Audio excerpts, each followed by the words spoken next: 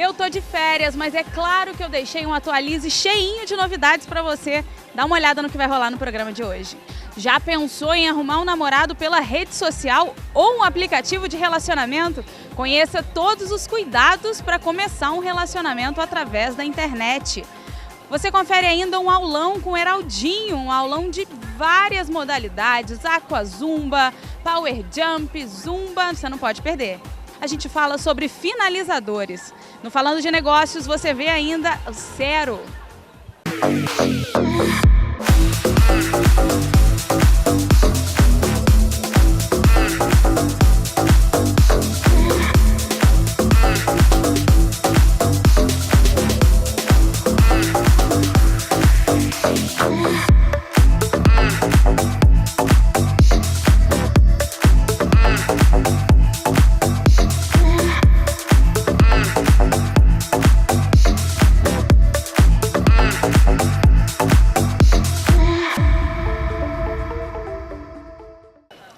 E para começar, a gente vai falar um assunto que está em alta: relacionamento pela internet. Você sabe os riscos de quem quer começar um namoro através de uma rede social? Confere aí.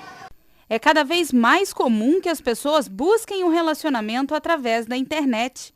São inúmeros aplicativos de namoro. Só o Tinder, por exemplo, o mais famoso cupido virtual, tem mais de 250 milhões de usuários. Eu vim conversar com a psicóloga Nilvia Coutinho porque a gente quer entender por que as pessoas hoje buscam relacionamentos através da internet. Porque a vida está muito rápida e nós temos necessidade de produzir o tempo inteiro. Cada vez mais nós trabalhamos e em alguns momentos nós nos sentimos muito sozinhos. O que nós buscamos, na verdade, nas relações, sejam elas reais ou virtuais, nada mais é que afeto. Então a gente usa muito tempo trabalhando, muito tempo produzindo e esquece um pouco do lado sentimental. É mais ou menos isso que tem acontecido? É mais ou menos isso, sim. Porque, na verdade, nós nos voltamos tanto para as outras coisas que acabamos esquecendo um pouquinho de nós. Só que aí aparece a bendita da solidão, que é uma característica da modernidade. Nós fazemos tantas coisas e estamos sempre sozinhos. E aí, quando aparece a solidão, as redes de relacionamento são uma saída para lidar com isso. Bem paradoxal, né? Porque a internet que aproxima pessoas do mundo inteiro em lugares completamente diferentes é a mesma internet que faz com que as pessoas cada vez mais se distanciem. Pois é, mas a internet é algo da ordem da nossa fantasia. Quem eu me apresento na internet não é necessariamente quem eu sou. Olha, então aí tem uma armadilha, esses sites de relacionamento, esses aplicativos. Vamos deixar o alerta aqui. Então existe uma armadilha. Nem sempre aquela pessoa que parece é. O que nós, na verdade, colocamos na internet é o nosso eu idealizado. É aquilo que eu gostaria que eu fosse. E eu procuro alguém que eu gostaria que também fosse dessa maneira. Pode ser que dê certo, mas pode ser que dê errado.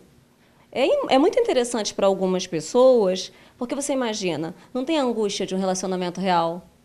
Eu estou me escondendo de alguma forma, eu estou atrás ou de um telefone, ou de uma tela de computador, eu vou mostrar o meu melhor ângulo, eu vou exacerbar algumas qualidades, esconder alguns defeitos, e aí eu vou me relacionando. E não tem uma receita, né? Não tem uma regra para dar certo. Não tem uma regra. Inclusive, eu conheço muitos relacionamentos virtuais que prosseguiram para o real. E aí depende de quem vai viver isso. Porque, na verdade, Amanda, não tem regras para a vida, né? Cada um faz sua história. Então, se você conhece alguém na internet, se essa pessoa é legal, vá viver isso mesmo. Traga isso para o seu mundo real, traga isso para a concretude do seu dia a dia. Vá conhecer essa pessoa, crie uma rotina com ela. Vá viver isso. Não importa muito qual seja a forma de ser feliz. O que importa é que você seja feliz. Isso que importa realmente. E acho que essa é uma dica super importante, né? Por mais que comece no mundo virtual, trazer para a vida real. Não manter naquele mundo virtual. Então, a questão é que se só se mantém no mundo virtual, pode se transformar em algo sofrido. Né? Você imagina algo que nunca acontece, que fica ali. É dito, não é dito, mas não se realiza. E aí, como não se realiza, a fantasia não se sustenta. E aí, geralmente, essas relações acabam. por conta disso. Não dá para viver só na expectativa, né? Não dá para viver só na expectativa. A gente tem que viver mesmo o dia a dia. Conhecer o outro, com defeitos, com qualidades, com acertos, com erros, porque somos humanos, estamos aqui caminhando e aprendendo. E isso só se dá em relacionamentos.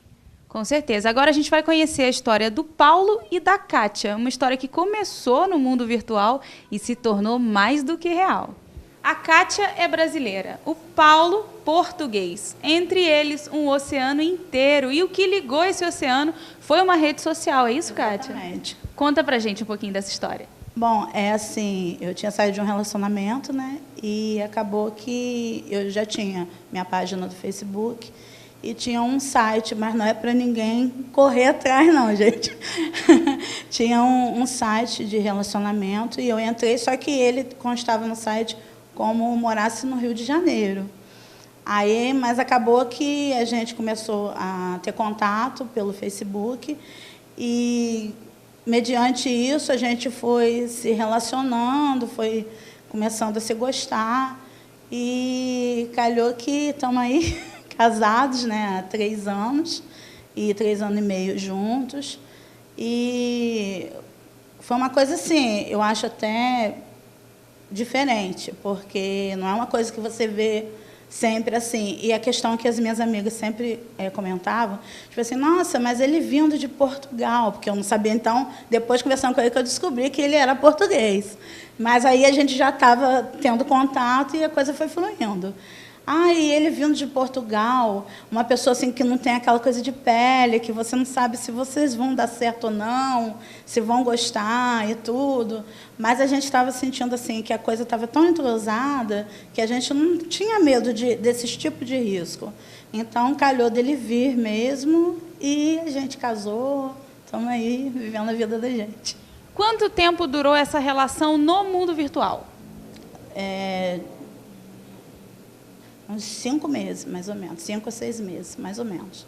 E depois de 5 meses, Paulo, você decidiu largar tudo, família, emprego, atravessar um oceano e vir para o Brasil. Como é que foi essa decisão? Foi espontânea. Eu disse que vinha e decidi vir. E como é que foi para você? Você ficou surpresa com a decisão dele de largar tudo e vir embora? Porque na época, hoje a gente tem outros meios de comunicação mais fáceis para você ligar, gratuito, tudo pelo Wi-Fi, tudo, né? Havia internet, que está modernizando, cada vez facilita mais. Na nossa época, 3 anos e pouco atrás, era mais difícil. Então, quer dizer, a gente começou a tentar buscar um meio da gente se conhecer, porque a gente tinha maior dificuldade, né? Até para poder entrar na internet, para poder fazer uma ligação, que a gente tinha gasto. Então, como ele não tinha nada que prendesse de questão de filho, né, família, a gente achou mais viável que ele viesse, né? Então, quando, na verdade, a ficha caiu mesmo no dia que ele falou para mim, 5 horas da manhã, que ele estava no aeroporto do Rio. Aí eu falei, gente, chegou mesmo. E eu fiquei 5 horas da manhã de noite pulando, igual uma doida na sala. Que aí eu vi realmente que ele tinha vindo mesmo. Então, quer dizer, foi uma coisa assim bem, né, e espontânea de ambas as partes, né? Então. Paulo, e como é que foi se adaptar ao Brasil? É muito diferente? É igual a Portugal. O clima, tudo igual. E o povo? O povo brasileiro é um pouco mais caloroso, digamos assim, né, não? Mais ou menos. São um bocadinho, como é que eu ia dizer, retraem, não são muito amigos. Não são? Não acha? Não. Ih, ó, Paulo falou que brasileiro. Pelo que eu vejo no trabalho. Brasileiro não é muito amigo, não. Mas eu acho que questão de amizade aqui você fez mais do que lá. O Paulo trabalhou com a gente há um tempo atrás e ele fugiu dessa entrevista quanto ele pôde, porque o Paulo é muito tímido, mas mantém uma relação muito gostosa, pelo que você me contou, com o seu filho, porque você tem um filho de 9 anos, não é isso? Paulo, como é que é essa relação com o filho dela? Hoje vocês formam uma família onde, quando você olha, você jamais imagina que tudo começou através de uma rede social. Como é que é a relação com o filho dela? É pai e filho. Um ganhou o outro. Exatamente. Ele por não ter filho e meu filho por sentir nele aquela coisa de querer estar presente, querer participar, e tiveram muita adaptação um com o outro. Foi muito rápido, sim, entendeu? E tem uma coisa que eu sei que o Paulo faz com muito carinho para o seu filho, e eu acompanhei isso durante muito tempo, enquanto ele trabalhava com a gente lá na Terceira Via, que ele usava o tempo dele com toda a delicadeza do mundo, com todo o cuidado do mundo para construir aviões. E ele falava que ele estava construindo esses aviões para o filho dele. Então, esse é um elo também entre eles. Seu filho constrói aviões? Não, mas ele curte bastante. Não tem como. Você mesmo já tentou. Não tem como. Olha, eu devo confessar, o Paulo me mandou todas as peças do avião, me explicou tudo como era para fazer, mas tem que ter talento, né, Paulo? É verdade. E tem que ter muito carinho também, né? Sim, porque não, para fazer uma coisa tem que gostar de fazer a coisa, não é de qualquer maneira. Muito obrigada pela sua entrevista, eu sei o quanto você fugiu dela. Mas eu fico muito feliz em conhecer um pouco mais da história de vocês. Eu já conheci um pouco pelas conversas que eu tinha com o Paulo, mas conhecer um pouco mais da história de vocês e contar para as pessoas uma história que começou no mundo virtual, durou 5 meses no mundo virtual, né? Veio para o mundo real e está aí, deu certo. Uma família linda, a gente viu algumas imagens de vocês, parabéns pela família de vocês, mas a gente sabe que no mundo virtual nem tudo são flores, né? Então precisa de alguns cuidados, né? Inclusive com questão de Paulo, no nosso caso, teve o casamento e tudo, passa tudo pela Polícia Federal, é tudo muito bem elaborado, muito bem analisado e acompanhado, como até hoje existe ainda acompanhamento. Claro que agora é esporádico, né? Mas, assim, no começo a gente teve muita até dificuldade, porque você tem que fazer uma coisa muito direita, entendeu? Precauções sempre, tanto que no começo a gente optou em estar junto dos meus pais, por causa do meu filho, entendeu? Porque hoje em dia, devido à facilidade, é mais um meio da pessoa ter mais precaução, porque a coisa está muito fácil, entre aspas, mas não é tão fácil como se pensa.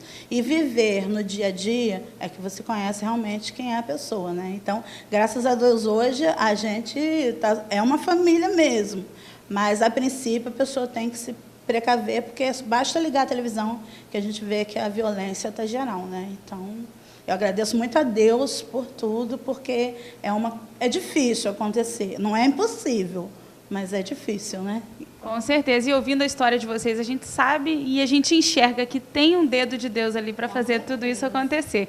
A gente vai ver agora os cuidados que precisa ter para viver um relacionamento virtual, olha só. Um caso que começa numa rede social, na internet, pode virar caso de polícia?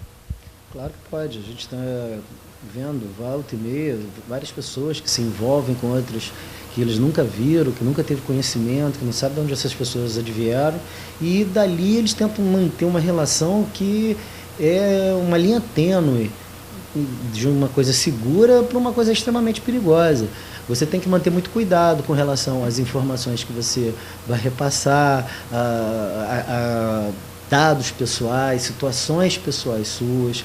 Na hora de você marcar encontros com essas pessoas, você tem que se precaver. É interessante que, se você deseja isso, que marque num local público com outros amigos seus, que pessoas também conheçam aquela pessoa, tenham opiniões delas também, tenha um maior contato. Procure conhecer com muita cautela, com muita calma aquela pessoa, para que você não se envolva de cabeça. Daqui a pouco você encontra-se numa situação de risco e, às vezes, numa situação inferior fisicamente, que acaba te impossibilitando de uma reação. Então, não existe uma fórmula certa, não existe uma receita. Eu acho que o que melhor seria um bom senso. E que, se alguém não tem bom senso, que pelo menos os amigos, os parentes que tenham, percebam o que está acontecendo, sintam aquela situação e procurem ajudar, procurem aconselhar, proteger. A internet, as pessoas se escondem através dela, criam perfis que não são condizentes com a realidade, informações são mais bonitas, mais ricas, mais calmas, melhores pessoas do mundo. Mas quando você as encontra, essa natureza totalmente muda e você pode ficar numa situação de risco. Então, eu aconselho que as pessoas tenham essa cautela, procure, se já são pessoas conhecidas, tudo bem. Aí a pessoa já está num terreno mais sólido. Agora, quando não são conhecidos, não passem informações, não passem fotos íntimas, não façam dados da família, dados de familiares, porque tudo pode servir de informação para aquela pessoa buscar mais dados sobre a outra ou até arrumar uma outra vítima. Então, acho que o bom senso seria o caminho ideal para isso. Delegado, por trás da tela, as personalidades são anônimas, né? Você estava falando um pouco sobre isso agora. Além dessa questão dos relacionamentos, existem também os riscos das pessoas caírem, de repente, num golpe, por, de repente, criar uma relação de confiança e ceder dados, por exemplo. As pessoas são muito versáteis quando se trata de carências emocionais, né? Cada um acredita, às vezes, numa realidade, cria um mundo para si e que não corresponde. E aquelas pessoas na internet, elas falam que bem entendem, falam que prometem tudo, e as pessoas, às vezes, numa situação de fraqueza emocional, ou numa situação de maior dificuldade, acabam acreditando que aquilo dali é uma ponte de ouro, uma ponte de salvação para ela. E as pessoas têm que entender que nada na vida é dessa forma. As coisas são mais trabalhadas, as coisas são mais vivenciadas. Não existe essa visão platônica que na internet você vai arrumar um príncipe que tudo dá certo. Pode ser? Pode sim. Mas muitos golpistas estão ali, eles seduzem as pessoas para que elas paguem viagens para que venham a conhecê-las, paguem estadias, emprestem dinheiro para começar a ter negócios em outros lugares para poder viverem juntos. Isso daí, para nós da polícia, é até um pouco de muita inocência, mas existe, né? Então, eu acho que no mundo de hoje, principalmente nessa questão da internet, em que todo mundo está, de certa maneira, vulnerável, não somente nós, até os grandes governos estão vulneráveis nas informações da internet, que dirá nós. Então, acho que toda cautela é interessante, é útil, e um muito bom senso, acompanhar, ter um pouco mais de vivência do dia a dia na hora de tratar com esse tipo de caso. A internet é terra de ninguém, é um terreno um tanto obscuro, digamos assim. Essas pessoas que praticam, de repente, alguns golpes ou até agem com malícia através da internet, deixam rastros? Se elas deixam, como é que as pessoas podem, de repente, pegar alguns sinais? Depende muito do tipo de pessoa que está ali e o tipo de intenção que ela deseja. É lógico que pessoas que estão voltadas mais a pessoas que têm mais recursos, que querem senhas de banco, que querem dados pessoais para poder de cartões de crédito e tudo mais, são criminosos, de certa forma, um pouco mais especializados, como também os que seduzem, pedem cartão, pedem dados, né? Essas pessoas já são mais tarimbadas. Mas, normalmente, nós buscamos os endereços eletrônicos dessas pessoas, obtemos, através dos seus provedores, os locais de onde se irradiaram esses acessos. Evidentemente que existem os hackers, né? Como a gente chama, aquelas pessoas mais estendidas nessa questão da informática, que se utilizam de vários provedores internacionais, que aí realmente é uma coisa muito mais trabalhosa, mas que, por exemplo, no caso nosso da Civil, nós temos uma delegacia especializada nos crimes de informática, que tem todo um aparato, já tem uma abertura desses provedores, dessas concessionárias, para que possam obter esses dados com maior facilidade e talvez conseguir solucionar nesses casos mais difíceis. Muito obrigada, delegado. A gente vai para o intervalo rapidinho e volta já já. Só dá tempo de você tomar uma água e voltar para o sofá.